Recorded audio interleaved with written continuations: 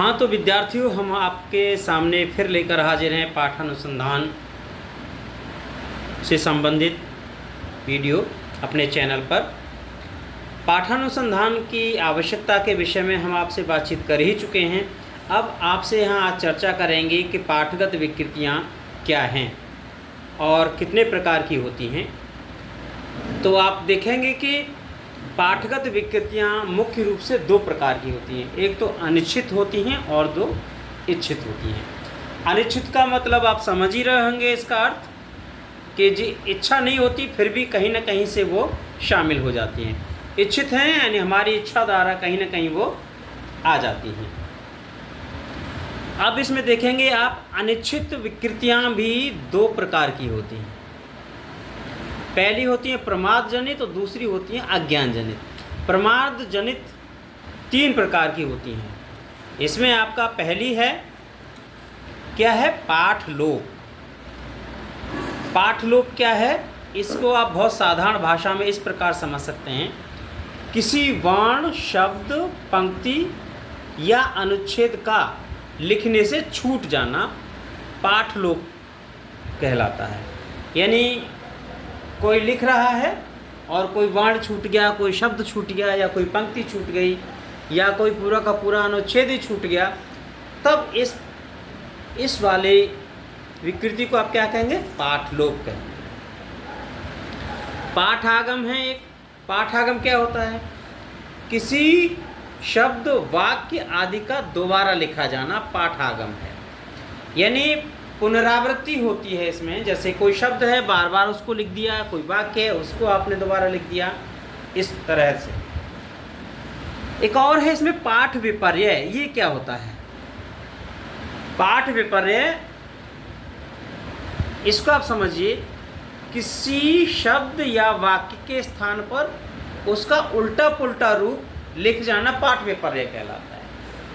यानी जैसे उदाहरण के तौर पर आप देखेंगे, कमल की जगह कलम, कुमुद की जगह मुकुद। ऐसे एक पंक्ति है, सोचा था भू पर उतरे प्रियतम मिलने को मेरे। इसके स्थान पर कोई लिख देगा जैसे सोचा था भू पर उतरे मिलने को मेरे प्रियतम। अज्ञान जनित विकृतियां हैं। इन विकृतियों पर आप ध्यान डालेंगे, एक नज़र डालेंगे तो मुख्य रूप से ये भी तीन प्रकार की होती हैं। सबसे पहली होती है वर्तनीगत, दूसरी भाषागत, तीसरी होती है छंद संबंधी। वर्तनीगत कौन कौन सी होती हैं, जैसे वधु की जगह वधु लिख दिया, साधु की जगह साधु लिख दिया। और भाषागत कौन कौन सी होती हैं, प्रतिलिपिकार प्राचीन भाषा के तद्भव रूपों को गलत समझकर उसकी जगह तत्सम शब्द लिख देता है। यानी भाषागत तो विकृतियों में क्या कर देता है कि जो उसने लिखा है मूल रचनाकार ने तद्भव में, वो कहता है कि ये गलत है, ये ऐसे नहीं ऐसे होगा। जैसे उदाहरण के तौर पर आप समझें, जैसे अंश है, अंश, इसकी जगह पर अंश लिख दिया, उज्जवल की जगह पर उज्ज्वल लिख दिया, नगीर की जगह पर नगर लिख दिया, कृपा की जगह पर कृपा कर दिया। छंद संबंधी देखिए, इसमें क्या होता है, जैसे नहीं के स्थान पर नहीं कर दिया, माही के स्थान पर माही लिख देने से छंद भ्रष्ट हो जाता है। इसी तरह से आप देखेंगे इच्छित विकृतियां भी होती हैं। ये मुख्य रूप से तीन प्रकार की होती हैं। पहली है संशोधन की प्रवृत्ति। आप जानते ही हैं, कुछ लोग अपने आप को सबसे बड़ा विद्वान मान लेते हैं और इसी गलतफहमी में प्राचीन भाषा के रूपों में संशोधन करके उन्हें आधुनिक रूप में प्रयुक्त करते हैं। यानी वो मानते हैं कि हम जो लिख रहे हैं वही सही है। वे क्या करते हैं, रासव की जगह रासो लिख देते हैं, देखा की जगह देखा लिख देते हैं, कहू सो बात जेह होई मिरावा, इसके स्थान पर वो क्या लिखते हैं, देखिए, कहूँ सो बात जेई होई मिलावा लिख देते हैं।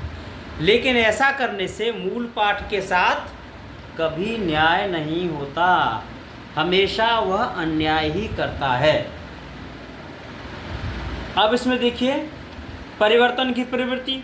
कुछ प्रतिलिपिकार तो अपने विद्वतावश मूल पाठ के शब्दों को ही बदल देते हैं और उनके स्थान पर मनगढ़ंत शब्दों को रख देते हैं। डूंगर का अर्थ है छोटा, पर्वत या टीला। प्रतिलिपिकार डूंगरपुर के स्थान पर छंद का ध्यान दिए बिना ही गिरिपुर लिख देते हैं। सूरजमल के स्थान पर सूर्यमल लिख देते हैं या अर्कमल का प्रयोग करते हैं।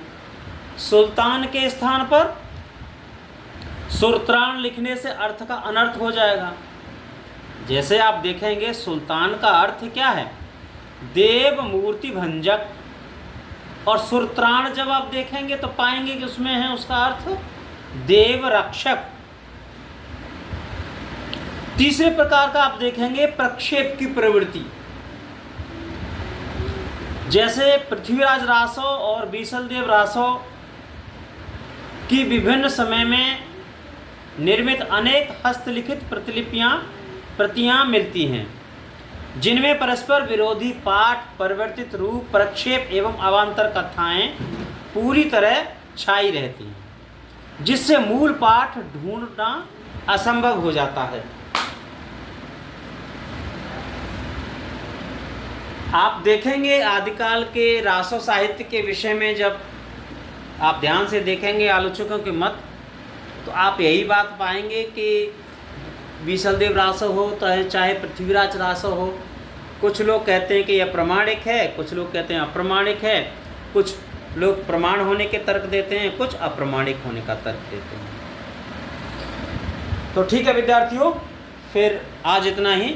आगे फिर आपसे मुलाकात होगी पाठानुसंधान के नए वीडियो के साथ। तब तक बने रहिए हमारे चैनल पर और कमेंट ज़रूर कीजिए। नमस्कार।